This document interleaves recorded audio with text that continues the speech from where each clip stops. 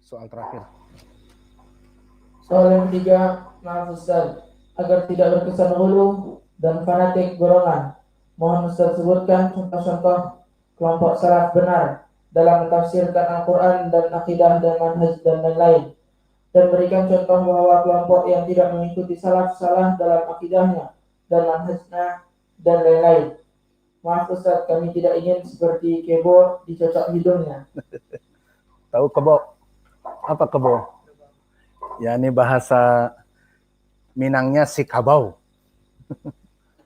Bagai kebo dicocok hidungnya. Semoga Allah memberikan hidayah kepada yang bertanya. Inti pertanyaan adalah, maaf Ustadz terkesan gulu, di mana dari tadi menyebutkan manhaj yang hak, akidah yang hak, fikih yang hak adalah yang mengikuti salafus saleh. Maka minta sebutkan contoh kelompok salaf yang benar dalam mentafsirkan Al-Quran, misalnya, dan akidah dan yang lainnya, dan berikan contoh bahwa kelompok yang tidak mengikuti salaf dalam keadaan salah. Ini maksud dari pertanyaan. Maka ketahuilah, wahai saudara-saudaraku, dari ketiga perkara yang disebutkan tadi di dalam pertanyaan yang kedua, kenapa kita harus merujuk kepada salaf? Maka disebutkan yang pertama karena mereka udul. Jika mereka mendengar dari Nabi Muhammad, dari para sahabat, akan menyampaikannya dengan benar kepada para tabi'in, tanpa ada iming-iming dunia, ataupun tanpa ada agrod saksi, dan tidak juga menyembunyikan dari ucapan Nabi. Never ever. Dan yang kedua, mereka juga membawa ilmu yang dibawa oleh Nabi. Tasalsul, bagaikan tongkat estafet yang benar. Ilmunya dari mata air Nabi terus mengalir sampai ke sahabat, sampai ke tabi'in dan itba'ut tabi'in. Dan yang ketiga, karena tadi itu semua Allah mewajibkan agar kita berpegang teguh kepada akidah manhaj mereka. Wa'tasimu bihablillahi jami'an. Perintah dengan fi'lun amr, wa'tasimu. Ambillah ilmu dari mereka. Peganglah teguh mereka. Dan juga di dalam ayat Al-Quran, wa anna hadza sirati mustaqiman fattabi'uh. Maka ini adalah jalan yang lurus yang ada padanya salafus saleh. Peganglah. Dan dilarang untuk terpecah dari mereka, dari kelompok manhaj as-salaf. Wala tatabi'us subul fatafarraqu bikum an sabilih. Dan juga bisa ditambah di ayat yang lain, wa may yusaqiqir rasul min ba'di ma tabayyana lahul huda wa yattabi' ghayra sabilil mu'minin nuwallihi ma tawalla wa nuslihi jahannam wa sa'at masira. Bahwa barang siapa yang menyelisihi Rasul setelah jelas datang kepadanya sunnah dan menyelisihi jalan kaum salafiyin, kaum muslimin yang sawadul a'zam, maka mereka itu akan oleh Allah dijauhkan dari manhaj yang benar ahli sunnah, karena mereka lari dari pemahaman ahli sunnah. Maka untuk mempersingkat waktu, setelah kita mengetahui di pertanyaan yang kedua bahwa manhaj yang hak adalah manhaj as-salafus saleh, kita akan memberikan akidah yang benar dari pemahaman as-salafus saleh dengan akidah yang sesat dari pemahaman agama sempalan, yang mana pentafsirannya kembali kepada gembong-gembong mereka, bukan kepada as-salaf. Contohnya tafsir ucapan Allah Jalla wa'ala, wa'bud rabbaka hatta ya'tiyakal yaqin, di akhir surat Al-Hijr. Maka mana ayat ini? Wa'bud rabbaka, beribadahlah kamu kepada Allah hatta ya'tiyakal yaqin, sampai datang kepadamu al-yaqin. Apa makna al-yaqin di sini? Kita ingin fahmu salaf dulu atau pengen faham yang sesat dulu? Silahkan. Yang sesat dulu. Taib. Mereka kelompok as-sufiyah, dari gulatus sufiyah, kita tidak tahu dari mana subuhat mereka, yang jelas dari syaitan, yang mana mereka mentafsirkan makna al-yaqin, mereka katakan adalah haqqul yaqin. Apa maknanya? Ilmu ma'rifatillah. Maksudnya mereka mengatakan manusia yang belajar ilmu itu terbagi menjadi golongan-golongan. Di antaranya mereka yang zahir seperti kita menghafal Al-Quran, hadis, itu rendah. Namun yang kedua, ada yang dinamakan ilmu ma'rifatillah. Dan nanti ada ainul yakin. Dan yang ketiga puncaknya haqqul yakin. Yang maknanya dia benar-benar bagaikan mendapatkan ilham dari Allah ilmunya. Sampai mereka mengatakan orang yang sudah mencapai haqqul yakin adalah amba'ani rabbi, amba'ani qalbi an rabbi. Telah memberikan khabar kepadaku dari hatiku, hatiku dari Robku. Maka ini sanad mereka. Maka yang dipahami mereka adalah al-yakin ilmul ma'rifah tadi. Haqqul yakin. Lalu konsekuensi ayat ini bagaimana? Wa'bud rabbaka, ibadahlah kamu kepada Allah, hatta dari segi lugatil arabiyah, yufidu al-ghayah. Maknanya sampai ujungnya itu apa? Contohnya di dalam ayat sahur di surat Al-Baqarah. Apa? Wa kulu wasrabu hatta yatabayyana lakum al-khaytul abyad minal khaytil aswadi minal fajri. Makanlah dan minumlah. Sampai kapan? Hatta adalah yufidul ghayah. Batasannya apa? Sampai kalian melihat benang putih di antara benang hitam. Maknanya fajr yang menyingsing, yang bagaikan di khatulistiwa itu benang putih dari benang yang hitam. Ini makna hatta yufidul ghayah. Begitupun di sini. Wa'bud rabbaka hatta, ibadahlah kamu kepada Allah sampai, ujungnya sampai apa? Atanal yaqin, sampai datang haqqul yaqin. Maka para aulia as-salihin yang ibadahnya sudah mencapai makrifat, mempunyai ilmu haqqul yaqin, maka kata mereka syariat ini sudah tidak mempan bagi mereka. Maka salat yang wajib bagi mereka sudah tidak wajib. Karena haqqul yaqin tadi. Mempunyai ilmu yang sudah mencapai ma'rifatillah. Maka amba'ani qalbi an rabbi. Tidak butuh lagi kepada mada qala Muhammad dan sebagainya. Maka ini adalah zandaqah. Ini adalah kufur. Keluar dari Islam. Beristidlal dengan ayat ini. Kembali ke permasalahan. Tadi kan minta contoh. Mana contoh bahwa ada kelompok yang sesat. Mereka mentafsirkan ayat. Dan kelompok yang benar. Ini dia contohnya. Disebutkan oleh para ulama bahwa kelompok Gulatus Sufiyah, mereka mentakwilkan makna al-yakin adalah ilmul ma'rifah. Kita tidak mengada-ngada. Kita bisa menyebutkan dari ucapan para ulama. Misalnya, dinukilkan oleh Imam Ibnu Hazm di dalam kitabnya Al-Fasl. Idda'at ta'ifatun minas sufiyah anna fi awliya ilahi ta'ala man huwa afdal min jami'il anbiya wa rusul. Wa qalu man balagha minal wilayah saqatat anhu as-sara'i' kulliha minas shalah wa siyam wa zakah wa ghairu dzalik. Wa halat lahu al-muharramat kulluha minaz zina wal khamr wa ghairu dzalik wastabahu bihadza nisa ghairihim. Wa qalu bi annana narallah wa nukallimuh wa kullu ma qadafa fi qulubina fa huwa haqqun ay amba'ana qalbi an rabbi. Tidak butuh lagi kepada sunnah dan syariat Nabi Muhammad. Paham maknanya ya? Kita artikan bahwa dari kelompok as-sufiyah yang gulu, maka mereka telah menyatakan mempunyai ilmu yakin, yang mana ilmu ini lebih afdol dari seluruh Nabi dan Rasul. Maka barang siapa yang sudah mencapai tingkat ma'rifat, mempunyai tingkat wali, maka jatuh seluruh syariat-syariat Islam yang dibawa oleh para Nabi. Yakni Nabi Muhammad diantaranya. Maka tidak ada salat dan siam dan zakat lagi. Dan dihalalkan kepadanya yang diharamkan oleh syariat Islam. Seperti zina, minum khamr. Maka bagi mereka dihalalkan. Dan perempuan-perempuan bagi mereka halal. Semuanya yang diharamkan di dalam syariat jadi halal. Ini ucapan Ibnu Hazm. Dan begitu pun ucapan Imam Ibnu Taimiyah. Makna ayat ini, kata mereka kelompok as-sufiyah, wa'bud rabbaka hatta ya'tiyakal yakin.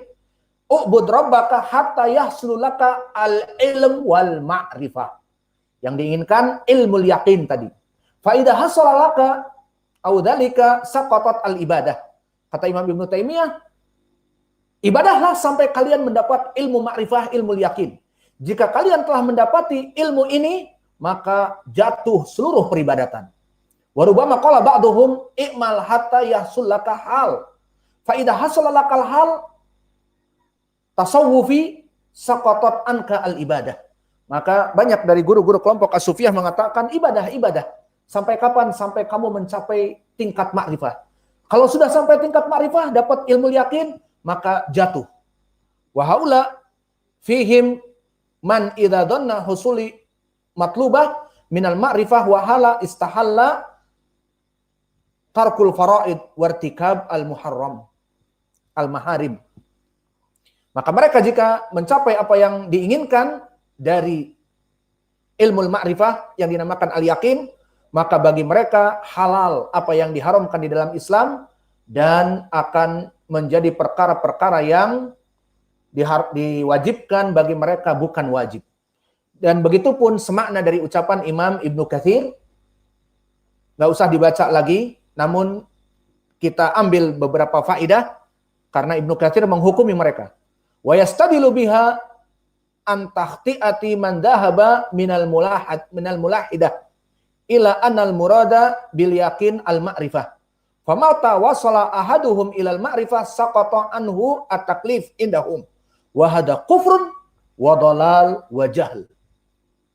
Dan panjang kalimat ini. Maknanya sama, diambil dari gurunya. Siapa gurunya? Ibnu Katsir, muridnya Imam Ibnu Taimiyah.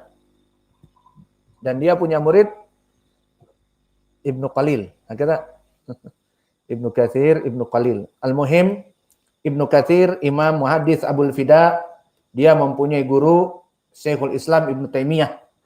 Bukan mempunyai murid Ibnu Qalil, tidak. Alhasil, inilah dari ucapan 3 imam untuk menjadi contoh. Ini contoh dari kesesatan makna dari ayat Al-Quran. Tadi kan minta seperti itu.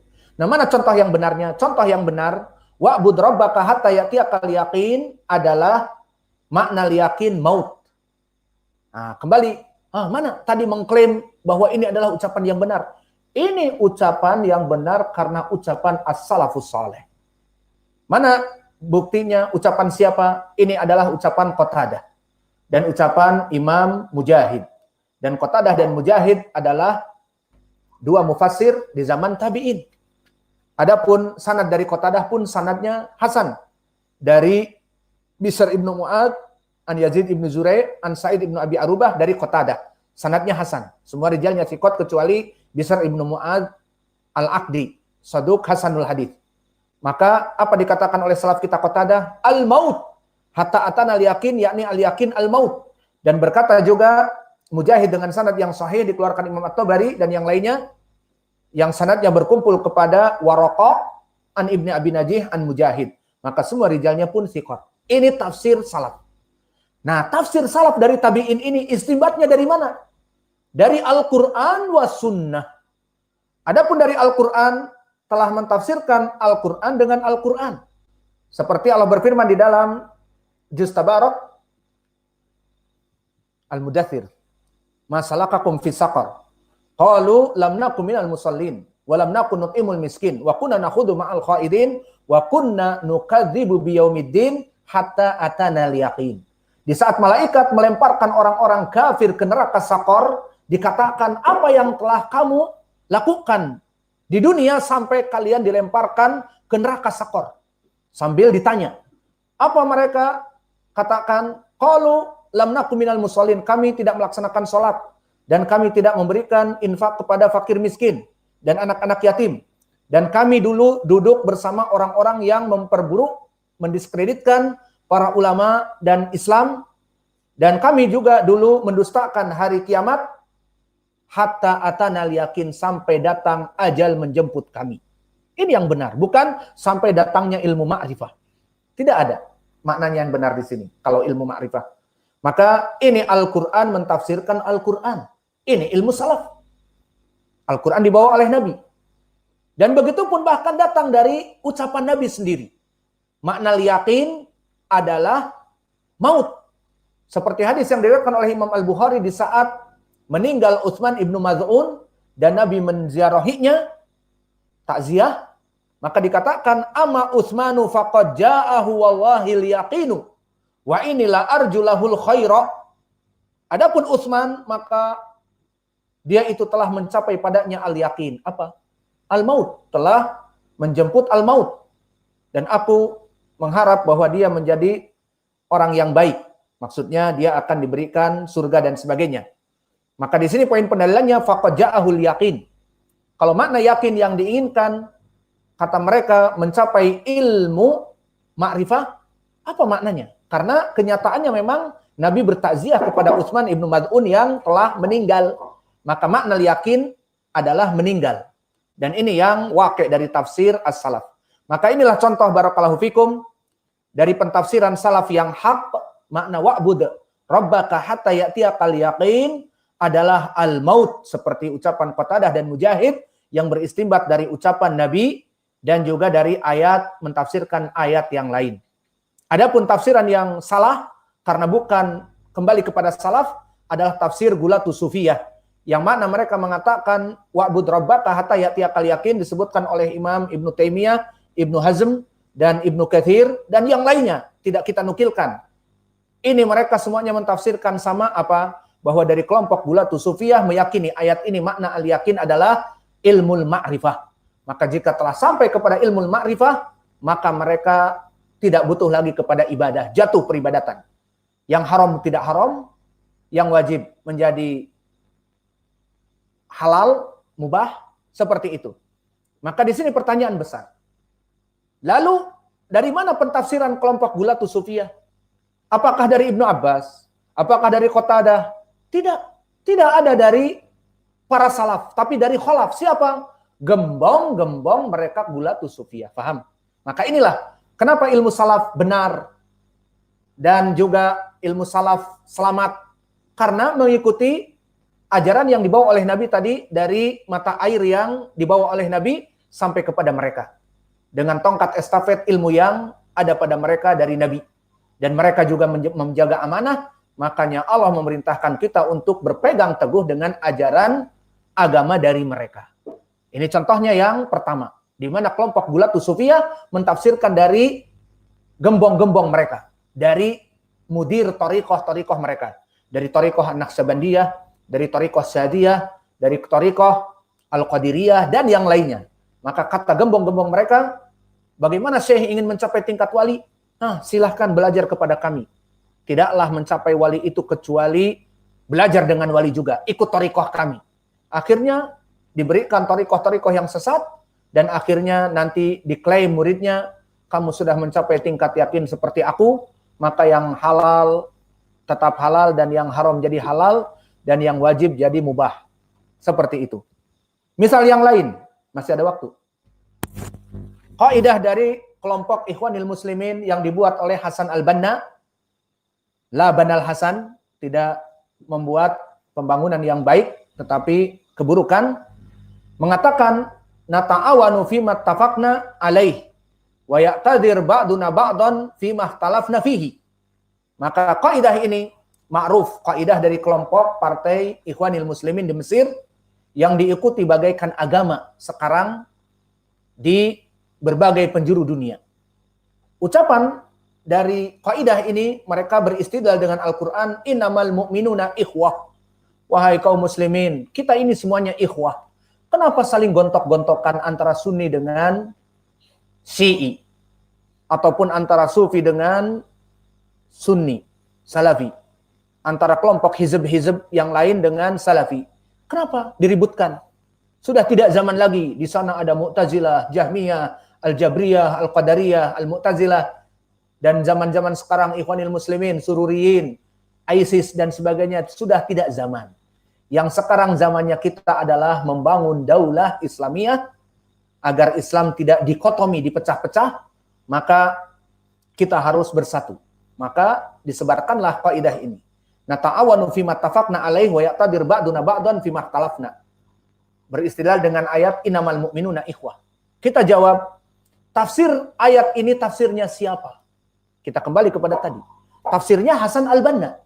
Yang mana dia membuat partai Ikhwanil Muslimin, yang dengan partai itu tujuannya mendirikan daulah Islamiyah, dari semenjak dahulu dia buat, tahun 60-an, maka sampai this time, tidak ada yang namanya kerajaan daulah Islamiyah ala mereka. karena mereka berasaskan dari perkara kaidah yang buruk tadi. Maka mereka mengatakan mentalbis nata'awanu fima tafaqna alaih. Apa maknanya? Kaum muslimin bersatu dalam perkara yang kita sepakati. Sepakatinya apa?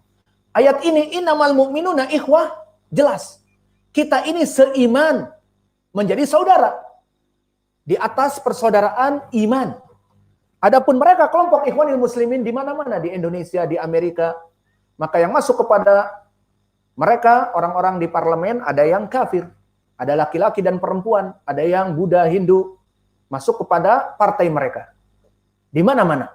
Bahkan di Amerika ikhwanil muslimin ada dari orang-orang kafir.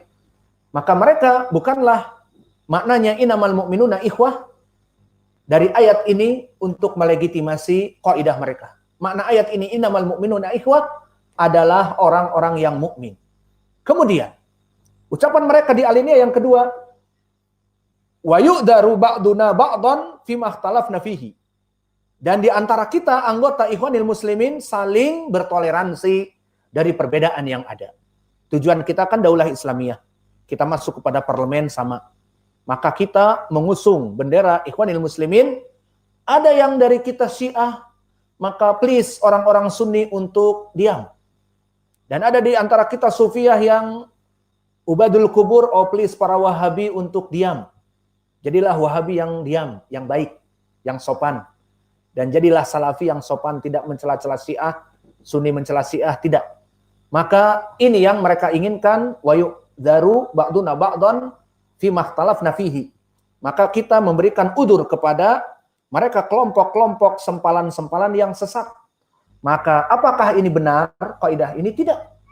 Maka kaidah ini beristidlal dengan ayat tadi innamal mu'minuna ikhwah, bahwa persaudaraan kita dari asas iman.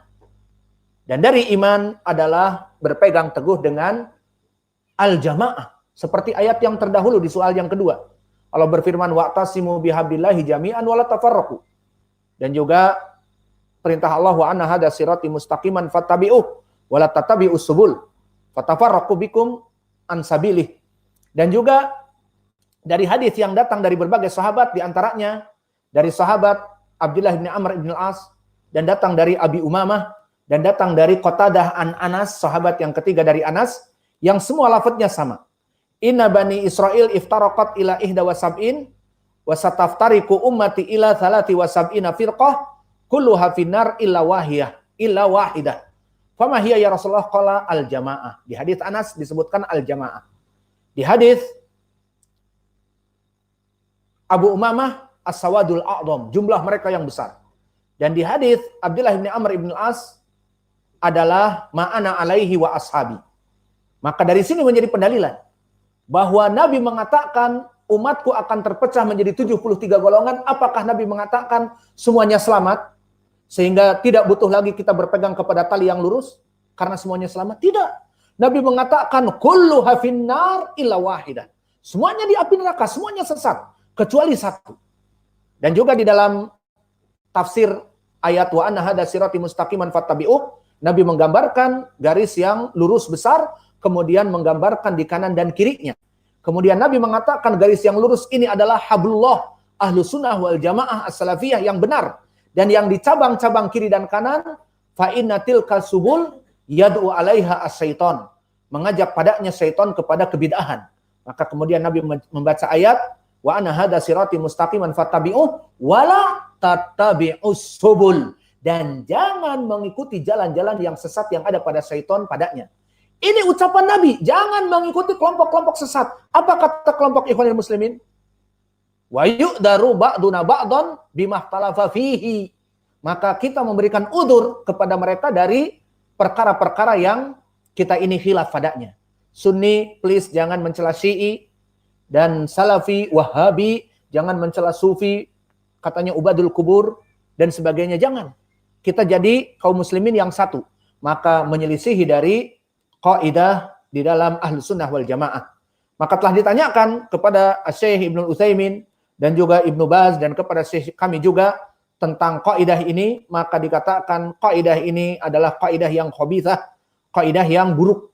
Maka yang diinginkan dengan nahnu nata'awan bima tafaqna, kita saling bantu-bantu dari yang kita sepakati jika dia itu adalah dalam keimanan yang sama, menegakkan tauhid, berdakwah sama.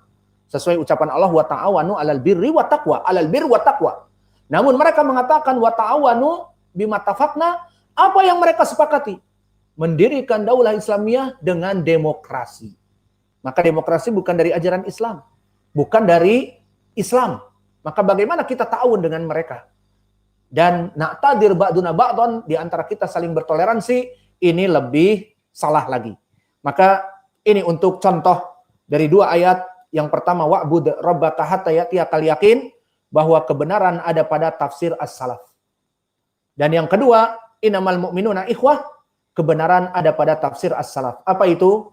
Innamal mu'minuna ikhwatun, bahwa persaudaraan dibangun di atas keimanan. Dan itu yang dilakukan oleh para salafus soleh. Di mana para salafus soleh di zaman Nabi, para sahabat bersama membangun daulah Islamiyah di Madinah. Atas apa? Atas tauhid. Semuanya menyembah Allah yang esa. Ibadah hanya untuk Allah, He is the one and only. Di Madinah mereka sepakat dan memerangi kelompok ahlul syirk wal kufur di Badr, di Uhud, dan bahkan ujung-ujungnya di Fathi Makkah. Maka inilah yang diinginkan oleh ayat innamal mu'minuna ikhwah dari tafsir as-salaf yang dipraktekkan oleh mereka. Adapun mereka, Hasan al-Banna dan kelompok gembong-gembong Ikhwanil Muslimin mentafsirkan ayat ini untuk merekenkan dan melegitimasi kaidah mereka, ijtama'na bima tafaqna wa naqtadir ba'duna ba'dan bima ikhtalafna fihi. Maka ini contoh tafsir yang salah, yang tidak mengikuti as-salafus saleh.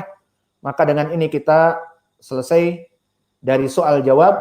Wa naktafi ila huna wa jazakumullahu khaira wa barakallahu fi ilmikum.